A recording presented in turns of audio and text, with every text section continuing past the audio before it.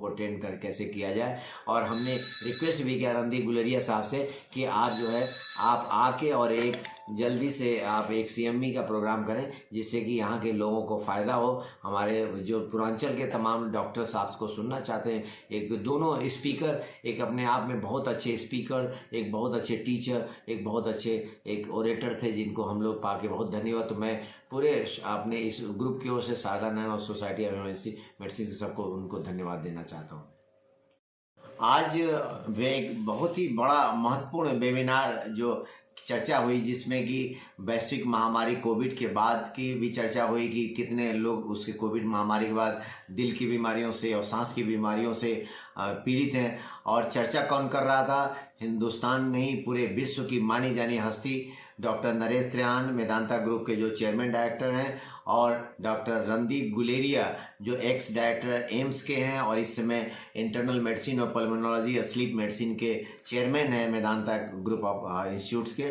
वो दोनों लोग चर्चा कर रहे थे और ये हमारे लिए बहुत सौभाग्य की बात थी। शारदा नैनो हॉस्पिटल और सोसाइटी ऑफ इमरजेंसी मेडिसिन के ओर से इसको ऑर्गेनाइज किया गया था और हम लोग इसमें एक बहुत सौभाग्यशाली थे। उसमें करीब 587 डॉक्टरों ने पूरे हिंदुस्तान से पार्टिसिपेट किया। मुख्यतः उसमें बिहार और उत्तर प्रदेश से लेके दिल्ली और हरियाणा और भी स्टेट के डॉक्टर ने पार्टिसिपेट किया।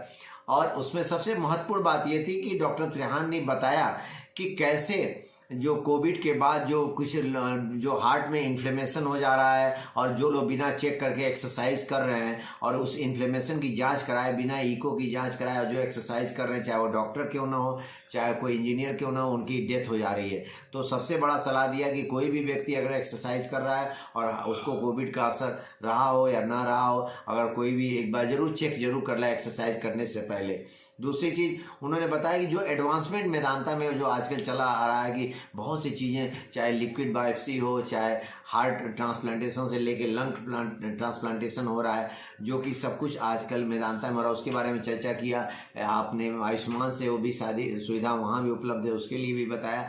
और दूसरे जो हमारे स्पीकर थे डॉक्टर रणदीप गुलेरिया साहब, उन्होंने बताया कि सबसे जो एक अच्छी बात बताई कि जो कोविड के आने के खतरे हमारे देश में कम है क्योंकि हमारी इम्यूनिटी और हमारा जो वैक्सीनेशन प्रोग्राम जितना हम लोग ने अच्छे तरीके से किया है वो उसके लिए हम लोग कोविड से प्रूफ है और आने वाले समय में भी इस महामारी के आने की संभावना कम है। ये बहुत बड़ी खुशखबरी की बात है जो सारे डॉक्टर्स को और लोगों को बताया। और दूसरी बात उन्होंने सांस की COPD से लेके अस्थमा, ILD और लंग कैंसर तक सारी विषयों पर चर्चा किया। और उन्होंने बताया कि कैसे आजकल सांस के मरीजों को क्या क्या बीमारियां होती हैं, अस्थमा में कैसे इसको कंट्रोल, क्या गाइडलाइंस है, जो न्यूअर गाइडलाइंस है उसको कैसे उसको उससे अनुसार कंट्रोल किया जाए, और कैसे लंग कैंसर जैसे बीमारी का भी इलाज बहुत संभव है, आसान हो गया है।